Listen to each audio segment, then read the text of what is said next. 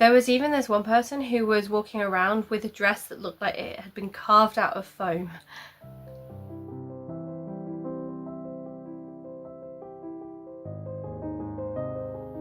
Hi everyone, welcome back to this channel of crafting, crochet and knitting. My name is Nikki and welcome to my little yarniverse. So hello, welcome if you're new, welcome back if you're a returning viewer. As always, it is delightful to have you here. I have been enjoying the sunshine, potentially a little too much because I have burnt my shoulders and they hurt now. But I'm not here to talk about our British summertime. I'm here to talk about all of the crafting that I managed to get through whilst I was at Comic-Con this year. So let's start with where I got to working on my Brandon Sanderson Cosmere characters. I started out with trying to create 4 over the Comic-Con weekend, and I managed to make some of all of the things I was trying to make, but then I only finished 2 and I got pretty far with a third one, but there's a lot of like fur that needs adding, so that could be a task in and of itself. But let me show you where we got up to. So we have Vin in her Mist Cloak. So this is from Brandon Sanderson's Mistborn series. She's got little arm braces on. She's got her belt under here as well, and then I steamed the tassels in order to make them drape properly rather than curling, because when you do this sort of single crochet stitch like back into a chain, it has a habit of curling, and we didn't want that. We wanted it to be more drapey, so I've done that. And then I've also got Shallan from the Stormlight series with her satchel and her safe hand sleeve. Yeah, her hair is a bit more maybe messy, I don't know. I wasn't fully sure how I was going to style it, but yeah, I'm happy in general with how it came out, so I'm going to leave her as she is. And then the 2 characters that I was making and I didn't get around to finishing are TenSoon and Kaladin. So this is how far I got with TenSoon. If I just unwrap the various scrap yarns from around him. So this is TenSoon. And yeah, so basically I just have to take loads of strands of yarn and then put them in to him and like fuzz them up to make fur, sort of similar to in Shallan's hair, where I've undone some of the yarn into their component plies to give it a sort of frizzier look, curlier look. I'm going to try and do something like that with TenSoon. And you've also got Kaladin. I don't think Kaladin's any further along than I last showed you him, so he currently doesn't have his hair, he doesn't have his arms sewn in, and I haven't made his coat yet. That's the thing that I'm struggling with, is his uniform. I just want to make sure that I get that right, like that balance of detail but then not being too detailed, because it is only a small crochet. So yes, still got a lot of work to do on Kaladin. Okay, so that was the Cosmere characters that I took with me to make at Comic-Con. However, I also took something else which was Lord of the Rings themed to work on, and at the moment it's actually sat in my pouch that I bought at Comic-Con. So this is kind of meant to be a dice pouch, but it could fit about 50 dice in this. So instead I've got my yarn in it. It does, however, have these D20 patterns on it in this lovely like teal and pink mix, and then on a purple background, so I like the purple. And then inside it's got a lining. It's actually double-sided, I can reverse it, but it's got this at the moment lining of a pinky purple like Stella Nursery kind of patterning. But what's inside the bag are my socks. So these are the Leaf of Lorien, or the cloak pin, in a cable on socks. So it's going quite well. As you can see, I'm about halfway through it. The yarn is Armonia Superfine Merino, and I don't think it's got a colour name. No, it's just got a colour number, 2200.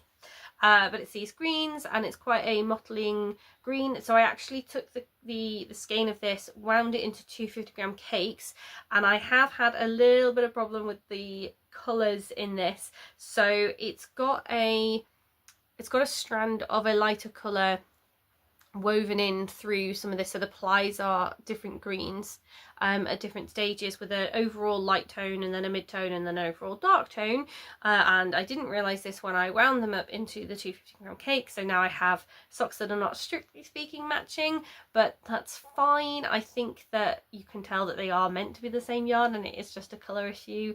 The cabling, however, is beautiful. This lovely cloak pin cabling here.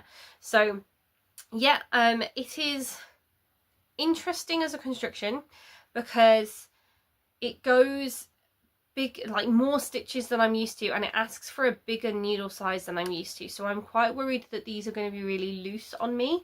It's also a different construction for the heel flap and gusset that I haven't used before, where I would normally do the reinforced heel flap and gusset method, whereas this is actually having me increase and increase at both sides, in order to work the back into the gusset, so the back ends up being longer than the front, which allows it to wrap around your heel, and then there'll be a heel turn. I've looked ahead and the toes, the feet and the toes should be similar to what I'm used to, so that's fine, but I'm trying to trust the process on the heel and do it the way the pattern says, but I'm not sure. And because it doesn't have that reinforced heel that I'm used to having, because I'm quite heavy footed, I wear through my socks quite quickly, so I'm a bit worried about that. I might have to make these indoor socks only, but yeah, I'm just trying to trust the process. At least if I've made them once and I decide that I want to make tweaks, I will be in a better position to make those tweaks having already made it once and I know how it's going to work up. So yes, I worked on these whilst I was there. This is a pattern from the unofficial Lord of the Rings knitting book called The Fellowship of the Knits, if you're interested. So yeah, that was my other activity. So that was my crafting, but then what about Comic Con itself? This was my first Comic Con, so how was it?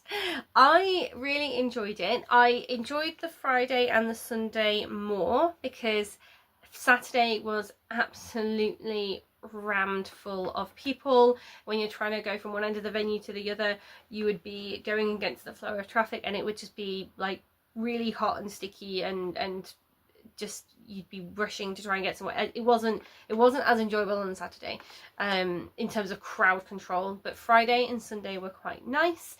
We had a Cosmere cosplay meetup on Friday, so I got dressed up in my cosplay and we met people outside on the lawn, and somebody there gave me a Bridge 4 badge, which I'm really happy to have. I'm not going to say very much more about Bridge 4 because if you know, you know.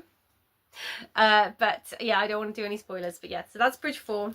That was really cool that some people were just like swapping and giving out bits and pieces while they were there. And then we also had a book signing on the Friday, which was so cool because we had Brandon Sanderson actually walking past us, commenting on our cosplay, sign our books for us, and then if you're in cosplay when you get your book signed, then his team will give you a little pin. I won't show you that one in case that one's spoilers, but yeah, so you would get a little pin badge if you were in a costume for the signing, so that was cool. And then on the Saturday we had another cosplay meetup, and this was a bit of a story because having failed to keep my outfit on, the bits that were on my face, using double-sided sticky tape the day before because of how hot it was, and the tape was coming off, I went to they had a cosplay hospital area with like extra safety pins and things, and they had some prosthetic glue, and they were saying to me, you know, if you got remover, how are you going to get this off? And I said, no, I haven't, I'll work it out. And they're like, oh, okay, but if you're going to do it, then make sure you use like oil or something, like a little bit of olive oil to rub it in order to try and get it off. And like when you're ready, I was like, yeah, it's fine, it'll be okay. And so we stuck it down, and finally I was like, yes, okay, great, my outfit actually seems like it's going to stick on. And then unfortunately we thought the meeting was at the complete opposite end of the venue to where the cosplay hospital was. So off we go. 15 minutes it probably took us to get through the flow of traffic, because this is the Saturday.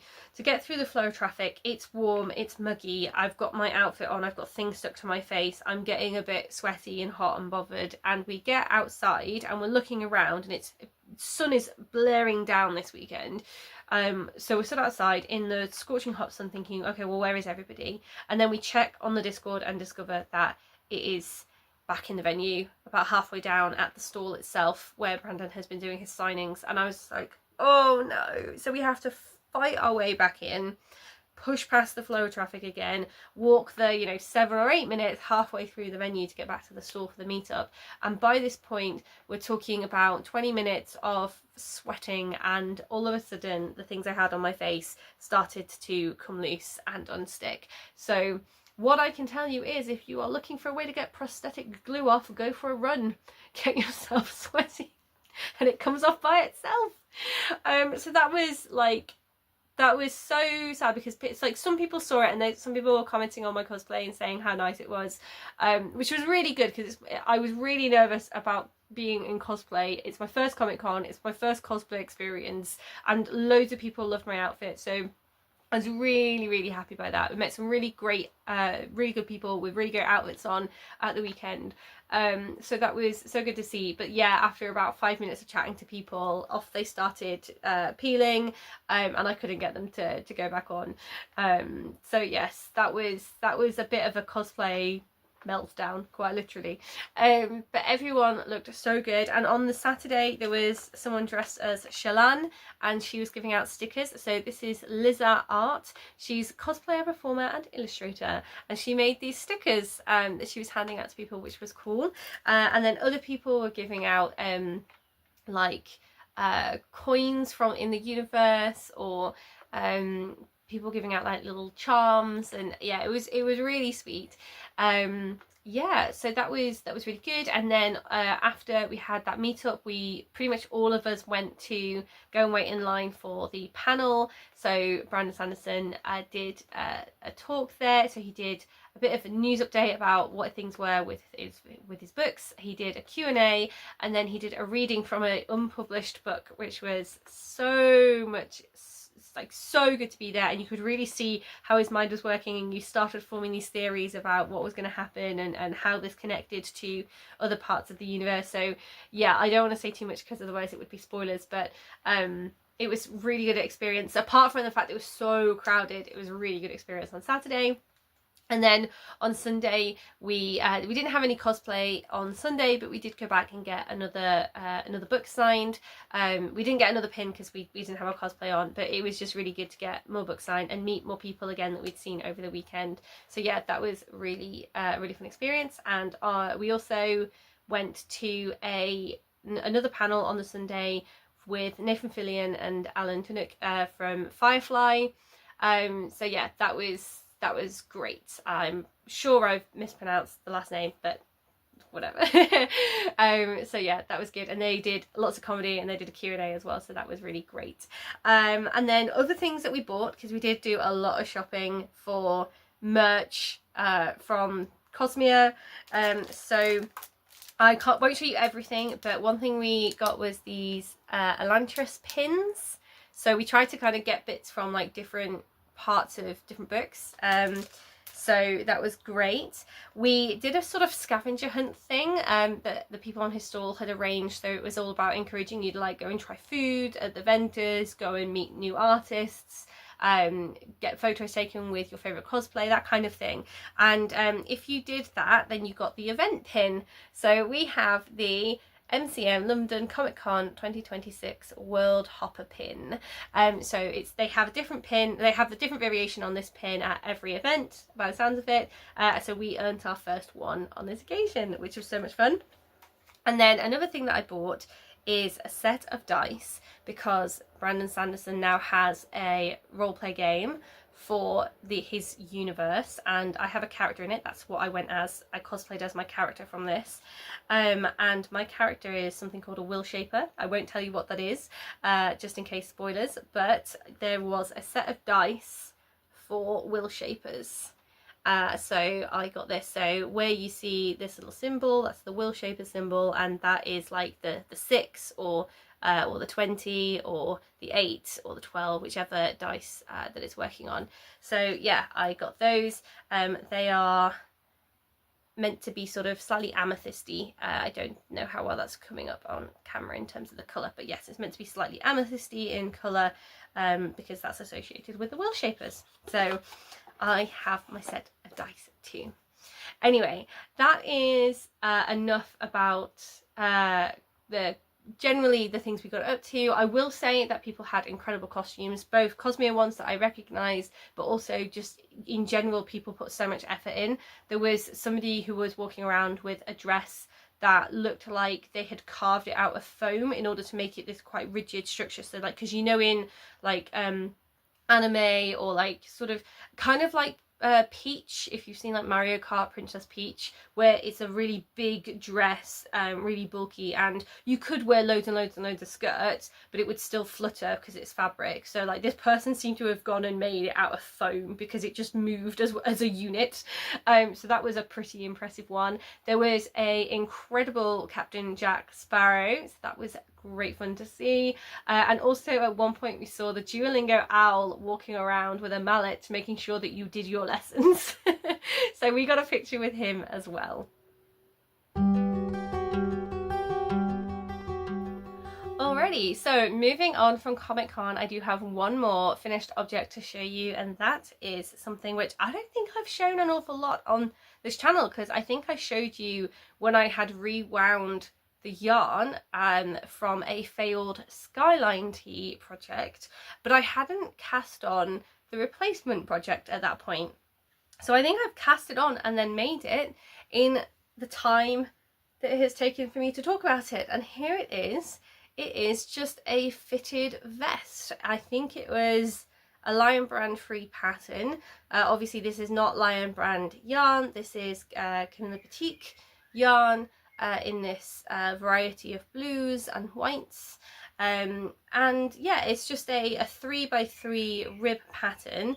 I keep thinking it's inside out because the way I've done the Kitchener stitch at the top, it's really it's really visible, but I can't really do anything about that now. So yes, I made it originally slightly too long. Well, there's a couple of things couple of mistakes I have made in this. One is that I followed a tutorial on how to cast on in 1x1 rib.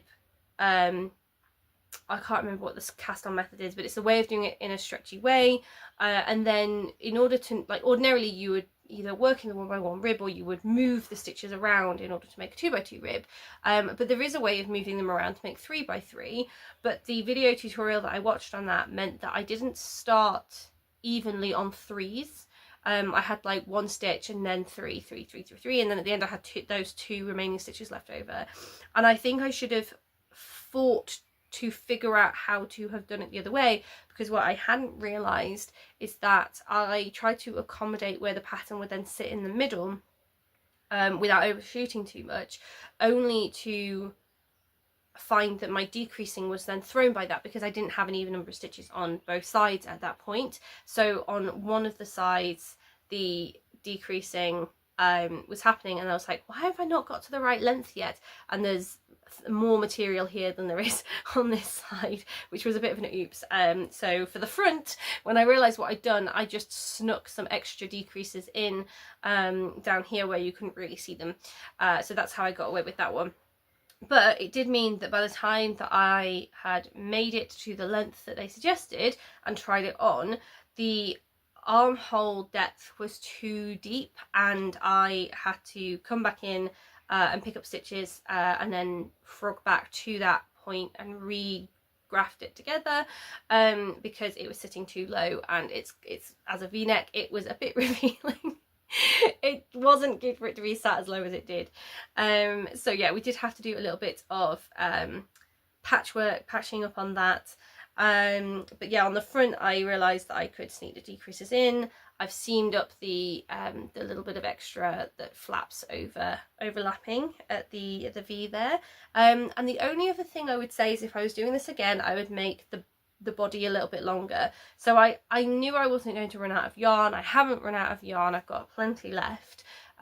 Probably enough to make like a Sophie scarf or something, at least for a child, if not an adult, out of the leftovers, just to get it out of my stash. But this is quite a cropped top. Like it sits just at the top of like my shorts. Is it a hem around? What is it? Waistband, my short waistband. It sits just at the bottom of that. So like if I'm sat down, you wouldn't even notice. If I'm stood up, I feel like I have to kind of pull it down slightly in order to get it to sit in the right place so that I'm not showing my stomach, because I don't want to show my stomach. Some people are fine if they want to show their stomach. I don't want to show my stomach. So I would have made it just like an inch longer before I started the armhole shaping if I had realised. However, it is perfectly wearable, unlike my Skyline tee. My Skyline tee, I don't know if you can remember, but it was draping off my shoulders because I made the neckline too wide, and then it was super cropped. Because I'd made the neckline too wide, I was eating my way through the yarn more quickly than I needed to, and the result is that I ended up with something that was like not even down to my belly button at that point. It was seriously cropped, and it just wasn't wearable. So that's why I got frogged and turned into this instead. So super happy that's gone in my cupboards now to be worn over this very warm summer. Okay, so as I am filming this at the end of May and we are quickly running into June, it's time I sit down and review my planning. So if you didn't see my last podcast, then you won't know that I have been using Nitty Natty's method of planning over the last few months, and it has been going quite well. So what she does is she sits down at the start of the year and brainstorms things that she's interested in making at the moment, and they could be big things or small things. They could be abstract, like I just want to make gifting for people, or they could be specific, like I want to make this particular pattern. So I did that. And then the other thing that she does is she looks at her year at a glance and looks at when she's going to be doing particular either seasonal knitting or things like that. So she has her sock week event in July that she runs. She has her advents at the end of the year. Some people don't want to knit garments in the middle of summer. Some people want to work with particular colours at different times of the year. So really that's just a opportunity to look at your year at a glance and decide, okay, well, where can I do things? So for me, I'm not so much a seasonal knitter. I do try to avoid really heavy things in summer just because it is quite overbearing to have big things on your lap while you're knitting, but it's not a hard and fast rule. And then really, like, I don't do advent knitting so much in December. I've tried a couple of things in the past as an advent activity, and it's just been something that's been an added pressure for me at times. So I'm not going to hold myself to doing anything particular this year. For me, what I need to consider is, when are people's like birthdays? When am I going to make things for them? Is anybody having a child and I'm going to make something for them? Is anybody got a special event coming up? I'm going to make something for them. Is there a holiday where I can do more knitting but I'm only going to be able to take a certain amount of yarn with me? I think about those sorts of things. So that's what I did. I looked at my year at a glance, and then you zoom in on 3 months at a time and plan them in a lot more detail. So I have already done this for March, April and May, which I've called spring. That has been my colour coded in purple pen, and I have looked a lot at finishing outstanding projects that have been sat for ages waiting to be finished, and I've also looked at the souvenirs, getting through some of those, and then did have to take a bit of a break in order to add Cosmere things or MCM things for that event. So that kind of worked its way at the end there and bumped a few things into June, July and August. But what I do have, I'm not going to show you the planning page for the last 3 months because it's crossed out and scribbled and ticked off. But I made a cleaner page afterwards of finished objects where I documented what I made and put a little drawing next to it. So I, within March, April and May, have made a pair of socks, 2 Sophie scarves. I finished my Norway cowl. So this is a cowl that I started in September for, like, decorated with Tromsø things, and I needed to finish it, and it really just needed a few things woven in. So I did that. My Rivaux, so that was a t-shirt where I'd already tried to make a t-shirt with a particular set of yarns, and it wasn't working for me, so I frogged it back, but then didn't know what to do with that yarn, and ended up making the Rivaux, which is an intarsia knit. So very happy with how that one came out. I've done my Northern Ireland souvenir banner, which is actually kind of just tucked away at the side there, rather than being on the wall. So I do need to get on with some more souvenirs so that I can start positioning things. But that was finished. I've made 3 yarn cozies in preparation for some sock knitting. I've finished my fitted vest and some Cosmere amigurumis as well. So that's pretty good so far for 3 months, and they have been a very busy 3 months with renovations. So yeah, not too bad. What I've then done is I've stuck outstanding whips up here. So I actually put tweaking the vest on here because I wrote this out this morning, and then I went and did the vest in a few hours today anyway, so I can cross that off straight away. But I have my Barcelona souvenir. My Barcelona souvenir, I cast it on, but then I started to have problems with the proportions. I was going to do a full form video with Barcelona footage that I had captured, and then talk about the souvenir and what had inspired me in the souvenir. But that's been delayed because of the delays in making it. And then I've also got the outstanding whips of finishing off Kaladin and Tensoon as well. So those were the Cosmere amigurumis that I haven't finished yet. And I had originally put casting on the Dino scarf. So this is a gift knit that I want to make, which is getting pushed back quite a lot at the moment. So I put it in there being like, no, we're going to make it. Except that I now have loads of things that I haven't finished. So I'm not sure I'm going to have a chance to cast it on next week either. Yeah, so at the moment the planning page for June, July and August is pretty open and empty. What I have done is I've actually put Sock Week in after all, because even though I originally wasn't going to take part in that, it lines up with some things that I want to do, and it lines up with kind of the season quite well. So I want to make some doodle deck patterns. I've got several ideas for several people, so this is going to be a lot of gift knitting, and so I have those ideas in my head. I need an excuse to cast them on. So some people will be getting mittens, some people will be getting like headbands, but some people will be getting socks, and I figured the perfect time to do that would be for Sock Week.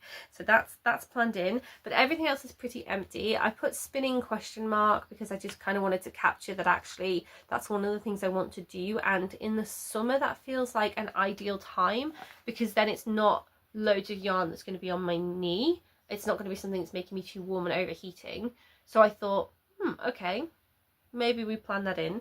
And then other than that, other than the finishing, there's a few things I do want to cast on and get done. There's a few more gift knits that I want to do, and there's a few more souvenirs, because I would like to go on another holiday at some point this year, and I've currently still got a backlog of Norway's souvenir, because the cowl is not the souvenir, and also Rome's souvenir and the Barcelona one, as I've mentioned, which isn't finished. So I don't really want to add another souvenir to that queue. I want to try and whittle that down a bit and get through those. So those are a couple of things.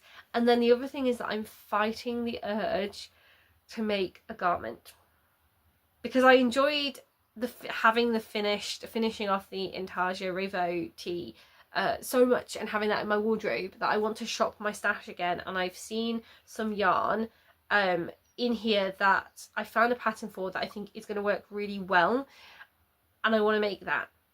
But it's summer and it's hot and it's sticky, and do I really want to make a garment in summer, even if it means shopping my stash? So I'm torn. I'm in two minds. I would like to use stash, but I don't want to be sat underneath a garment's worth of yarn when I'm trying to knit. So yeah, I don't know. Tell me in the comments if I'm being sensible or not. But some of my gift knits will use some of the yarn as well, so I'm definitely trying to shop my stash. I bought 2 advent calendars this year as a treat because the theme is very me, but that means I'm gonna have like a kilo of yarn coming into my stash at the end of the year. I've got to make my way through at least something similar before the end of the year in order to compensate for that new yarn. So wish me luck. So that is everything from me today. I hope you have enjoyed hearing about Comic-Con, and if you're that way inclined, perhaps you will be wanting to go next year, I don't know. Also, if you haven't read Brandon Sanderson books, I recommend them. Please go read them. But yeah, hopefully you've enjoyed seeing the ways that those fandoms have overlapped with my crafting over the last couple of weeks, and I will be resuming my regular content shortly. Thanks so much for watching, and I'll see you in the next one. Bye for now.